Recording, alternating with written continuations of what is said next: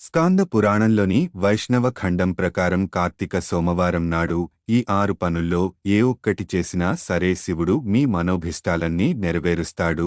కార్తీక సోమవారం ఉపవాసం ఉండి రోజంతా శివనామస్మరణ చేసుకుంటూ పూజా కార్యక్రమాలు నిర్వహిస్తే పరమశివుడి అనుగ్రహం పొందుతారు. వండిన ఆహారాన్ని స్వీకరించకుండా కేవలం పాలు పండ్లు మాత్రమే తీసుకుంటూ ఉండాలి. తర్వాత రోజు ఎవరికైనా భోజనం పెట్టి ఆ తర్వాత మీరు భోజనం స్వీకరించాలి.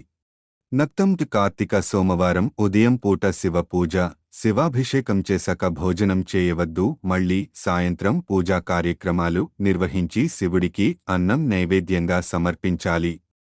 ఆ తర్వాత ఆకాశంలో నక్షత్రం చూసి పరమేశ్వరుడికి పెట్టిన ఆ అన్నాన్ని ప్రసాదంగా స్వీకరించాలి. దీన్నే నక్తం అంటారు. అన్నింటిలో కంటే ఈ ఒక్కటి పాటించినా శివుడి అనుగ్రహానికి పాత్రులు కాగలంటున్నారు.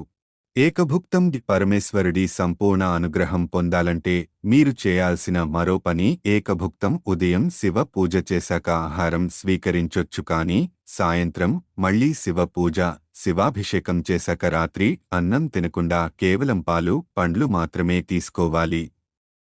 తర్వాతి రోజు ఎవరికైనా భోజనం పెట్టి ఆపై మీరు ఆహారం తీసుకోవాలి.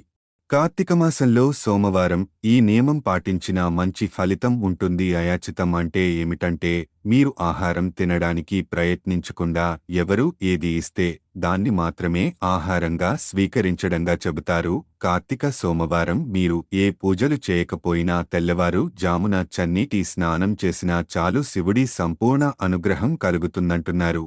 కార్తీక సోమవారం రోజు వేకువ జామున స్నానం, ఉపవాసం, ఏకభుక్తం వంటివి వీలుకానప్పుడు తిలదానం అనే ఈ ప్రత్యేకమైన విధిని పాటించిన పరశివుడి అనుగ్రహం పొందవచ్చు. తిలదానం అంటే ఏమిటంటే నల్లటి వస్త్రంలో 1.25 కేజీ నల్ల నువ్వులు మూటకట్టి శివాలయం లేదా మీ ఇంటి ప్రాంగణంలో ఎవరైనా బ్రాహ్మణుడికి దానం ఇవ్వాలి.